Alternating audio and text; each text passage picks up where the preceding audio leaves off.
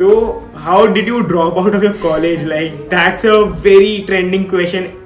Bro, where do I see myself? I see myself working and getting this channel to 1 million, getting my agency to 10 crore revenue, and that's my goal right now. Hello everyone, welcome to my YouTube channel. Myself Neil Sheth. I am a content creator. I have more than 3 lakh followers on my Instagram.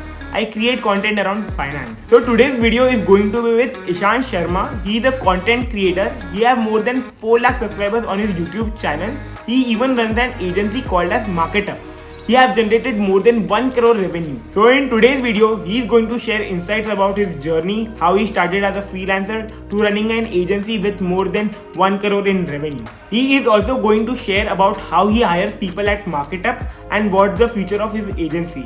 And why did he exactly drop out of his college, BITS Goa. So let's get started right now. Hi Ishan, it's an honor to have you on my podcast. So my first question is, how did you start your journey? Hi Neil, thank you so much for inviting me over on this podcast. Really grateful to be here as the first guest. How did my journey start? So basically, I've talked about this many times on my channel as well. It started when I was in my first year of college, when I had done my IIT JEE advanced exam and I had entered into college. My first mission was to learn as much as possible, learn skills, meet new people and connect with them, and just try to socialize and become a better person overall.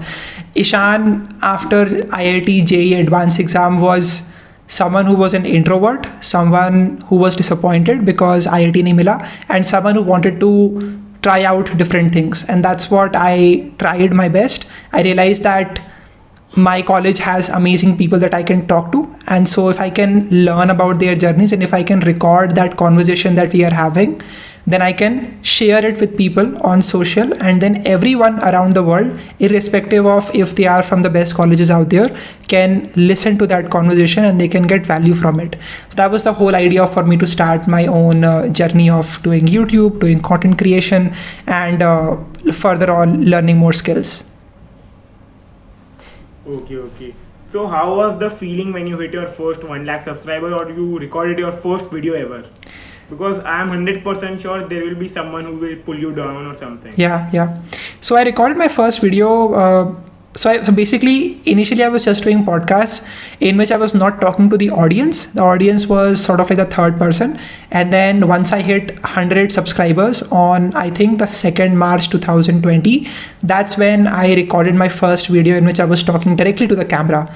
Back then it was a 2 megapixel webcam of my laptop. But I started talking, and when I hit my first 1 lakh subscribers, the journey, I felt really good. I felt that this is something concrete. This is something that I can work on. I can build it. And when I started, I didn't really realize that I can make it into what it is today. Like, I just wanted to share my thoughts, whatever it is that I'm feeling. Back then I used to get 10, 15, 20 views on every single video that I used to put out. But I was just excited because in my life, I didn't have 15 people to talk to. So if I can have 15 people listening to what I have to say online, that's just a big plus. And today as well, I don't have more than 5 people to talk to every single day. 5 friends, I should say. And I'm just really grateful that I'm able to build this community and share the knowledge that I have and bring some amazing people on my podcast. So that's basically how I felt when I hit 100K. So you exactly used internet as a platform to outreach people and to raise your voices. Exactly. Like, share your thoughts. Got it. But how was your parents' reaction when they saw your videos? So my father, he was very happy that I'm trying to just do something new. This idea of talking to someone, learning about their journey and sharing that with the world, that was really nice. They didn't expect that I'll be doing this full time. So back when I was starting my YouTube channel, I was doing a couple of more things. I was learning about graphic design and I was also focusing on programming. So back then I was learning about JavaScript and how to build websites in general. And slowly what happened is that the YouTube content creation part started taking a lot more time of my life.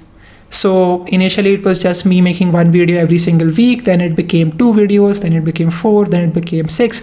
So gradually I started spending less and less time on other activities and more time towards YouTube and content creation in general. And that's when my parents were like, all this is great, but make sure that you are doing okay-ish in your college studies as well. We don't want you to just focus on that, but it is an important part that you should not be ignoring. So that's what the indication I got from my parents. But as I kept making more videos, as I got the numbers, my parents started to realize that I am committed to doing YouTube full time, and I can actually work really hard every single day. So if you were to look at my average day back in the end of 2020, I was working with a couple of brands, recording videos for their channel, recording videos for my channel, and doing a bunch of other work as well, and learning to code at the same time. So that's basically what my time looked like. So they knew that I can hustle, I am consistent, and I love what I'm doing, right? They used to see me, 2 o'clock in the midnight just editing a video because it is really important for me to put it out tomorrow. So they saw that, and so they thought it would be great for them to give me a chance to explore something interesting, and that's basically their reaction. Right now they're very proud of what I have accomplished, and that's just the best feeling in the world. When I look at them in their eyes, they're super happy. Nice. Even wanted to know, how did you get the skills? Like, from where did you learn? So I use the internet. Whatever skill I wanted to learn, I just first of all thought about, I used to consume a lot of Gary Vee and all. So I learned about social media marketing. I learned about graphic design, about video editing. So the way I did that was just to go on some course websites. I bought some cheap courses. I used YouTube to the best advantage. I think the best quality or skill, you can call it, that I have is that I can focus and I can watch something for a long time. Like, if you give me a 10-hour long Udemy course that will help me to learn about graphic design or UI UX, I can actually complete it without missing it. Like bahut sare log hote hain, they just don't have the attention span, and so I can sit there and I can learn through the whole thing. So you can call it you can call it whatever you want, but that's what I had, and that's why I was able to go through the long tutorials on YouTube and other courses, and I actually was able to learn all of these skills. So that's basically how that happened. I learned from course platforms, learned from YouTube, and then I also implemented in my own life. Most people learn but they never implement, and that's the most important part. So even wanted to ask, how did you start your journey on LinkedIn? Because that's like a different story. Right. YouTube, LinkedIn, Instagram. Instagram you have started recently, I guess. Yes. YouTube though, you are like, I am following you for a very long time. And what about LinkedIn?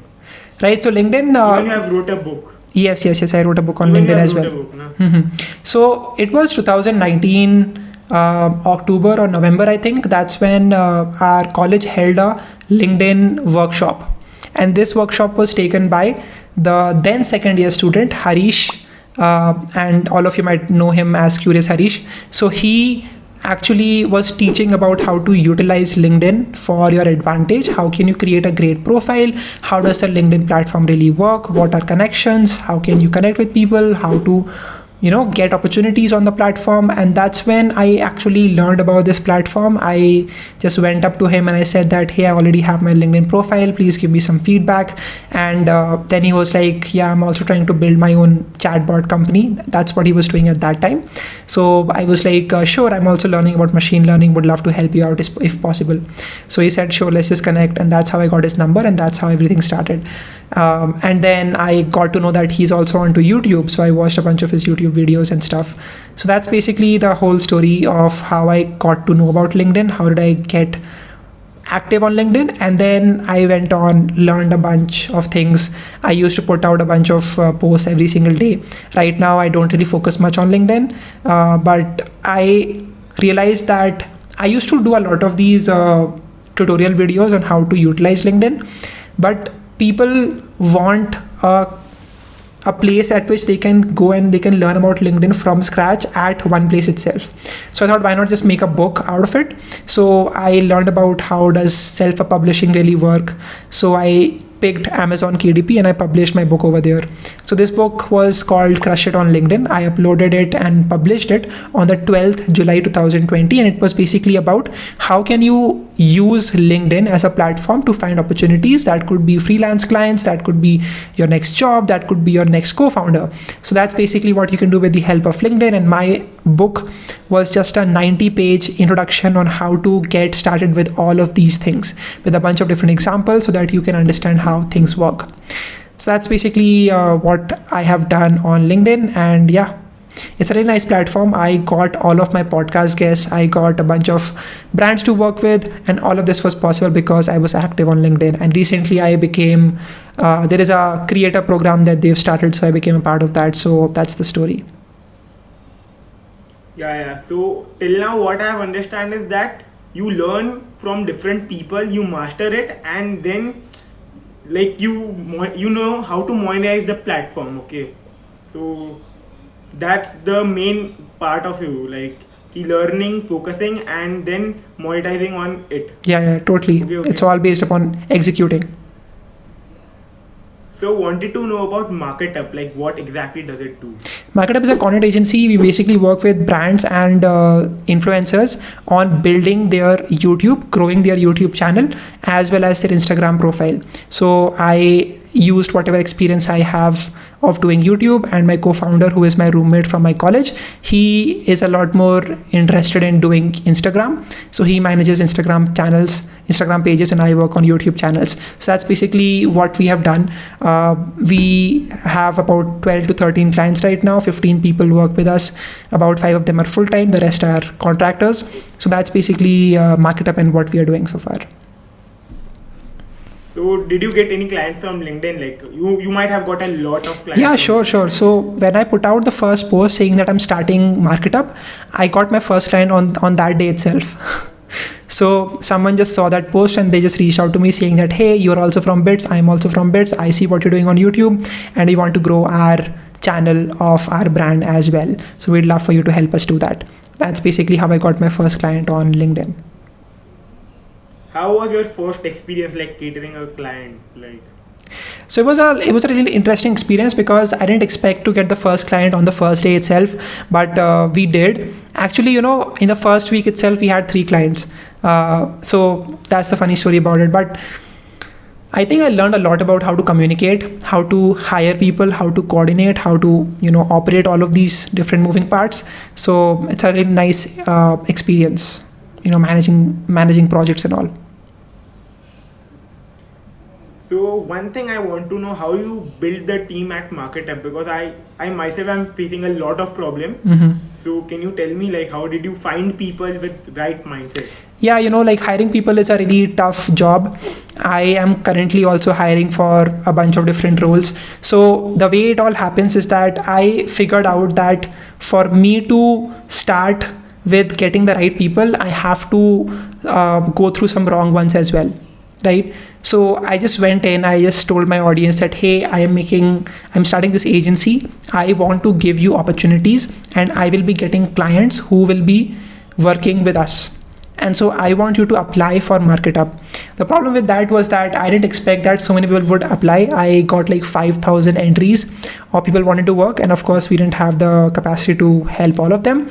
So we had to go through all of these one by one, find out the good designers, the good YouTube video editors. So we did all of that, and we figured out that, okay, we can now trust on these 2 to 3 people.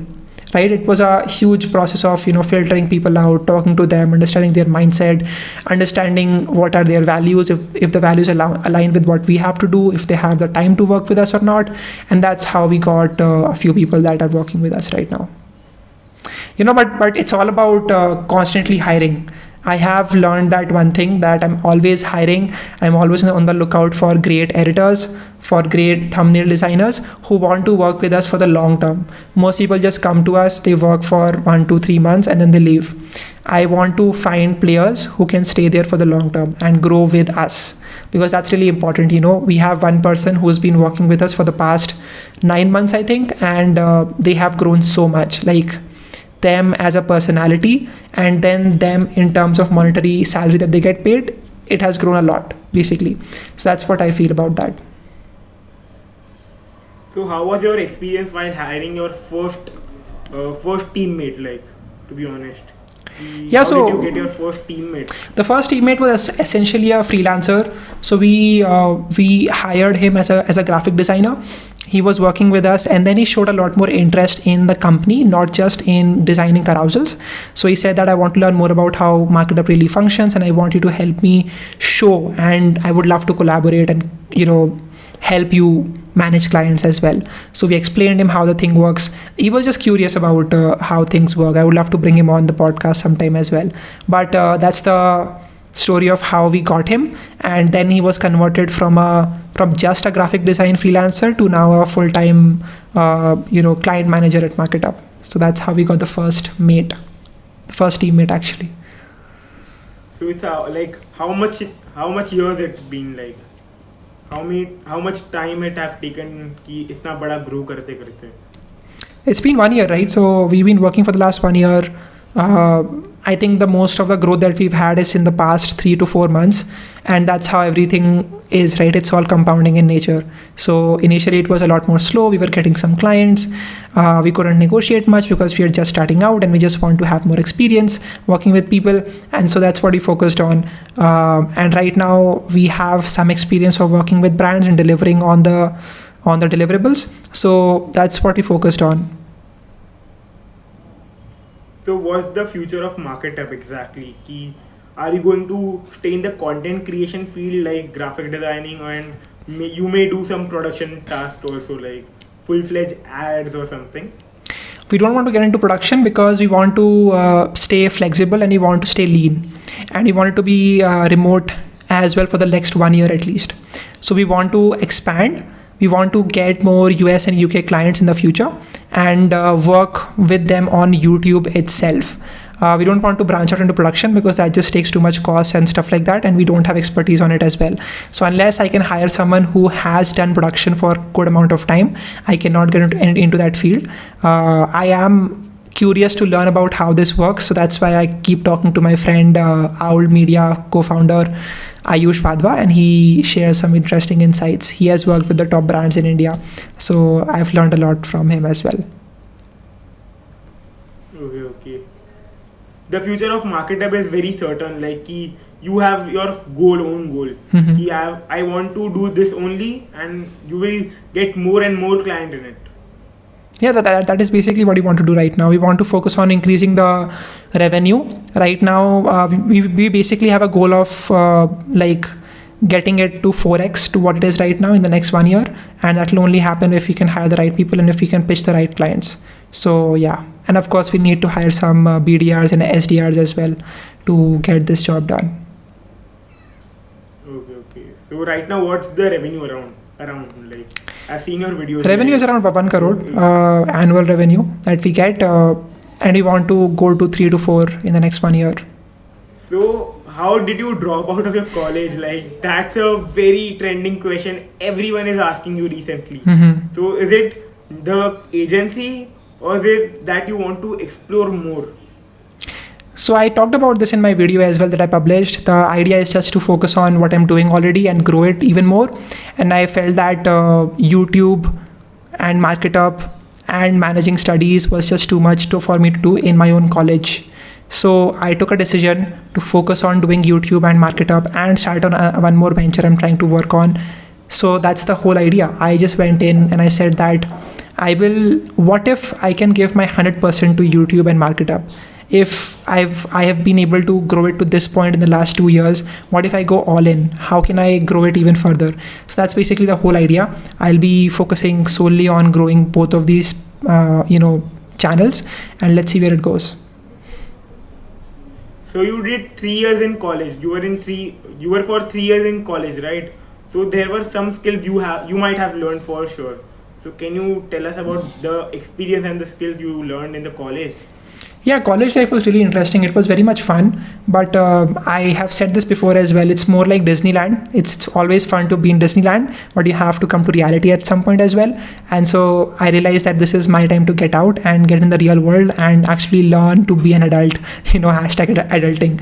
But Experiences. I got to meet some amazing people in my college. I often tell people to not just drop out because you want to and you've seen that people are doing it. Just do it because you actually want to focus on building what you're already building and you already have some traction. Always focus on if you have leverage or not. That's what Varun also says. So the experiences, again, as I said, right, I met some amazing people who were trying to do some amazing work in research, people who were trying to build startups, people who were trying to, get placed in great companies as well as software developers. So I met them, and then skills I learned, I think I learned to communicate myself a lot better. I also learned programming, I learned graphic design, I learned about social media marketing, Facebook ads, and all of that was done because I was actively present in people. I was learning from them, and I was trying to understand how the world really works and, how to take my next step in career. That's basically what I learned, what my experiences were. BITS Goa is pretty much the best place that I have gone to because of the way the campus is built and because how close it is to beaches and all. So it's very easy for you to find some fun activities all around. So that's the good part. The bad part is that you cannot focus on doing what you want to do just because you have so many things on your plate. So you have to prioritize on one. Okay, so basically you used to network around. Yeah, all the time. As I said, right, I went to that LinkedIn workshop as well. And that's where I got to meet Harish. Okay. So networking is the main motto when you were in your college, right? Yeah, that is the most important thing because, for me, I wasn't interested in the studies as much. I was just focusing on who can I connect with? Who are the people that I want to connect with? I was mostly talking with people who were 1 or 2 years older than me. So that's who I wanted to connect with and learn more from. So, yeah. This might be a funny question, but were there any fan moments like, okay, this is Ishan, you have 4 lakh subscribers, can I have a photo with you? Yeah. So it happened. I went to college for 3 weeks, right? In March, I was in college itself. And many times it happens. When I was I joined that holy party that happened in the evening. Some people just came up and hey, Ishan, huge fan. We've been watching your videos and all. So stuff like that happens all the time. So how do you feel when someone takes photos? I feel afraid because I don't know anything about them. They know everything about me and what I do. But it's a learning experience. I'm trying to adjust to it because, even though I might have all of these people saying that, huge fan, you're amazing, whatever it is that you're doing is epic. But I know that at the end of the day, I just have 4 or 5 friends that I can actually talk to. And so that's what I feel. I think it's important to stay down to earth and just focus on building what you're building and not get trapped into all of these, paparazzi or whatever you call it. This will just increase more and more, right? So when I went to the blockchain event in Bangalore, there were 150 people in that event, and almost everyone had seen me, and many people have watched my channel for a long time. So it was great meeting them as well. So it was an interesting experience. Got it. So what motivates you to help all the other creators? I've seen you helping a lot of creators. Take example for me, you have helped me a lot. Mm-hmm. I learned positioning the camera to ordering a mic from you only. You suggested me the mic, you told me how to record the video, what improvement I need to do in the voice recording and all. Right. So what motivates you?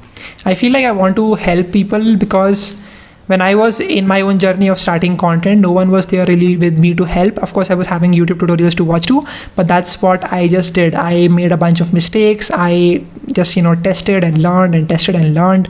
And I thought it would be good if I can help someone become better in doing content so that they can save their time at least. So that's the whole motivation behind helping you and other creators wherever I can help. Thank you, Ishan, so much. Even wanted to ask, how is your life experience after dropping out? What all experience did you get? Yeah, so the experience was great because now I can pretty much do whatever I want to. I can plan my trips in advance.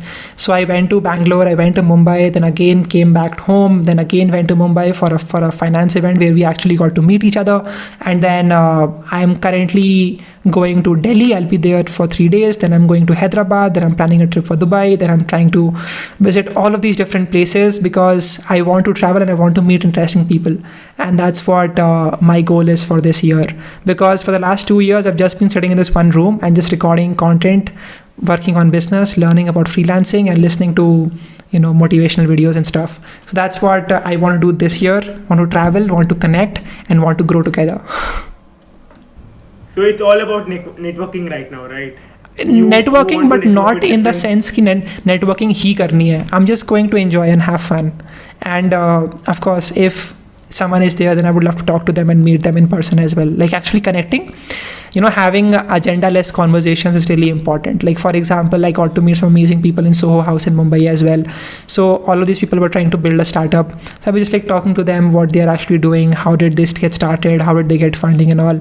So that's the kind of conversation that I was having with them. No intention कि at the end मुझे उन्हें convert करना है या क्या करना है. I was just talking to talk and like share a nice time together with a friend. Yeah, exactly. That's what I want to do. Okay. So far, so good. The journey is like, what were the ups and downs like in the journey? Like you might have faced some backlash after dropping out, right? बहुत लोग ने बोला कि क्यों किया. People might have questioned you a lot. Yeah, so I think that did not really happen because, or at least I didn't see that happening from my perspective. I got approached by a bunch of my friends from college, from school as well, saying that, hey, we saw that video of yours. We are proud of what you're doing. All the best. If there's any way we can help, let us know. So that's the good part about, maybe I have the right friend group. So that's what happened. But no one was there to like question कि भाई ये तो future बर्बाद कर लिया, अब तो क्या होगा, अब्बा नहीं मानेंगे, दुनिया क्या कहेगी. ठीक है, but it's a good decision you take. Yeah, it's a nice leap of faith. It's for yourself and it's for the better. So what do you think, will college be relevant in the future? Like people will focus more on the skills or the college? ये जानना था भाई. Yeah, so the college will always be there for you because you have to get a place to connect with people somehow. And you have to get out of your comfort zone. It's also important for you to prepare for your higher studies if that's where you want to go. And being from a good pedigree always helps, right? So you just get connections with people, for example, right? So the day I launched MarkItUp, I got contacted by Titan Capital, and soon enough I was having a meeting with the founder of Snapdeal, Kunal Behl. So all of that happened because he had invested into Pepper Content as well as BlueLearn, and so he was trying to understand what other BITS startup is out there in which they can invest and possibly learn about their story. So that's how they just reached out to me and got to talk to them. Just at the starting of MarkItUp, when we had almost zero revenue or stuff, that's when we got to meet them. So yeah, all of this only happened because I was from a good background. But of course, that doesn't really mean that if you're not from a good college, then you cannot get opportunities. It's just that you have a little bit, life is easier to you, a little bit easier, I would say. Because I can call someone up and I can say that, hey, hi भैया, मेरे को रितेश अग्रवाल से बात करनी है. So is there any way that you can connect me with the team that they have? So they can try their best to connect me with someone, because like the startup ecosystem is quite small. You might think that it's a very big industry, but the people, the connections that you build is quite small. Like I can talk with the big entrepreneurs, whoever you can think of, because I have connections with people who are connected with them, right? So that's how things work. It's all about connecting and meeting great people. Okay. And something you would suggest to like a 13-year-old ki you should do this, like 13-year-old Ishan? I think you should chill. Right? Like that's your age to relax and have fun. Of course, there's this whole thing of starting early.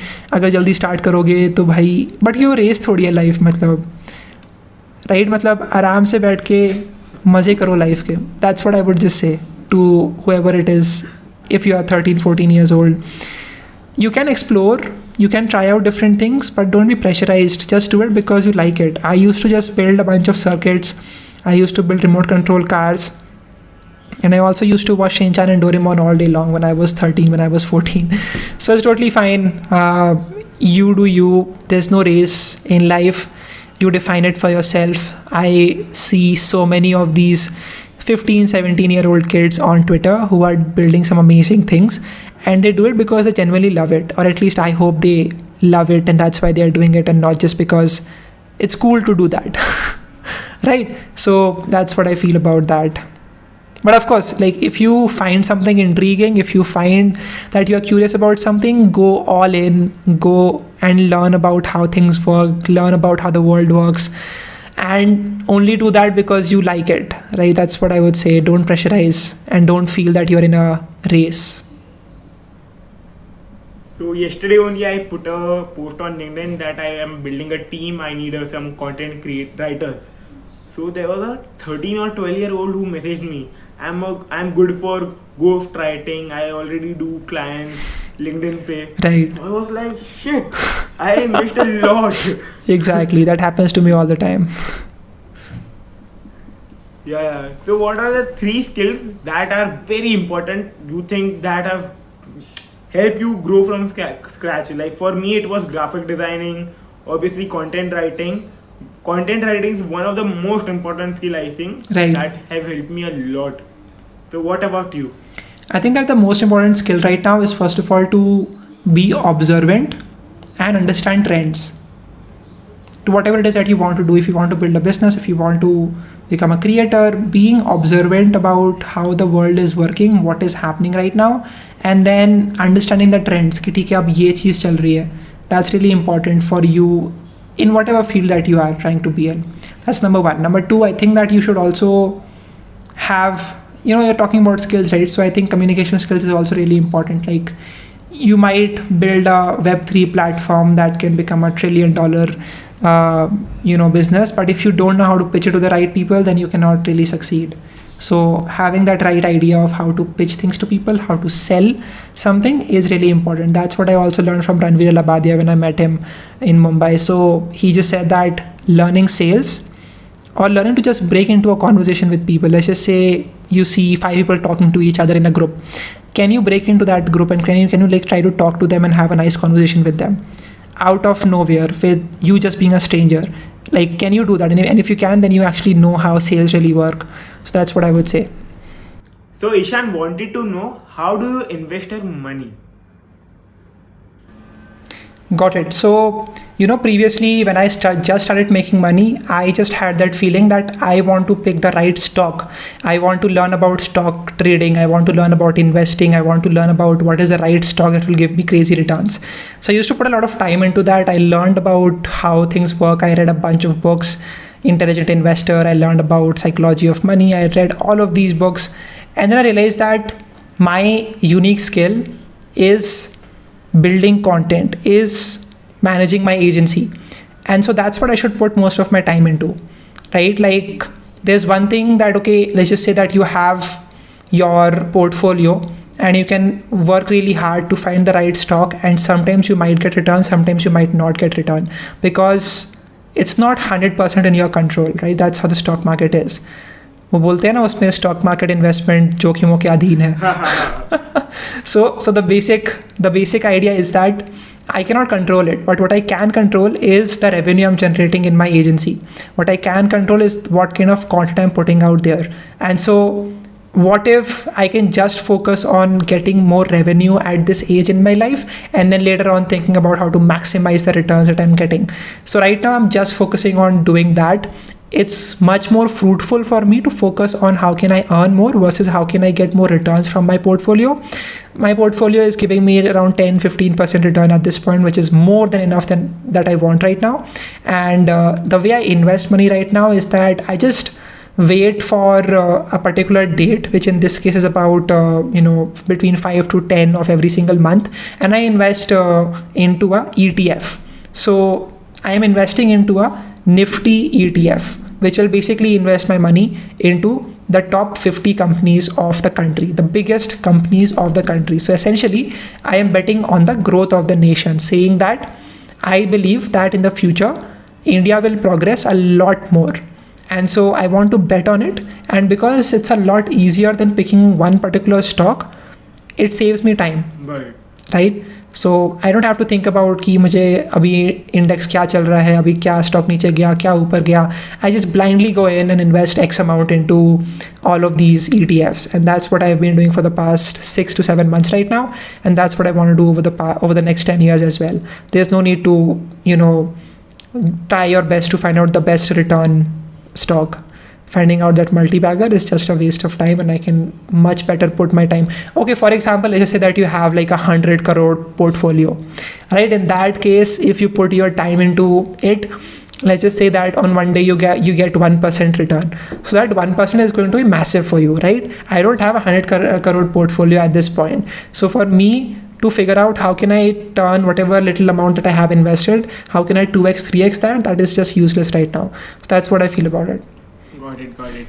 So what about crypto? Right. So I invest into crypto. The way I do it is I currently have just been purchasing a few crypto that I like. So for example, Bitcoin, Ethereum, Solana, and Matic is what I prefer. And I invest into them every single month, like a SIP kind of a thing. And then I transfer it into interest account. So basically, I don't let my crypto lie into my exchange wallet. I actually transfer it into an account that can get me interest on the crypto that I have deposited, sort of like a bank, and that just helps me make even more money. So the returns that it gets is in that same crypto itself. So for example, someone says that they will give me monthly return of 10%. So let's just say I have some crypto and I deposit that, so it will just give me, let's just say I deposit 100 tokens of a particular crypto. So they will just give me maybe, let's just say 10 units of that crypto. So stuff like that, that's how it happens. And if the value of that crypto appreciates, then this value is going to be a lot more than just 10% monthly. So that's how things work over there. So yeah. Okay. So basically it's a kind of fixed deposit, right? You Yeah, but like I can take it out whenever I want to. Okay, got it. And what about the metaverse? What do you think? The future? It's an interesting concept. I have to learn more about it. I feel like it's in that hype phase right now, and we'll have to see what will be the real application of it in the future itself. I have made multiple videos on it. Meta is trying to build their own metaverse. We have Microsoft buying up Activision Blizzard, and Apple trying to build their own AR glasses. So we'll have to see where this thing goes.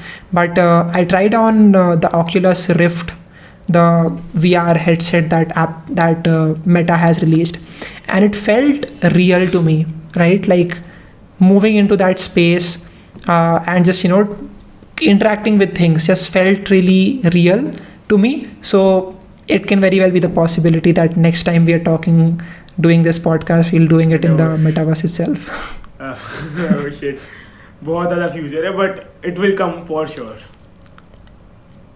Yeah. So how do you allocate your portfolio exactly?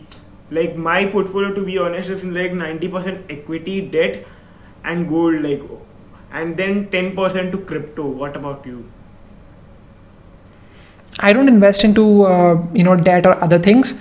I just keep money in the bank, and then the rest of it goes into a liquid fund, and then I invest about 70 to 80% of that into equities. The rest is in my bank and in the liquid fund, and then I think 20% is what I invest into cryptos. So yeah.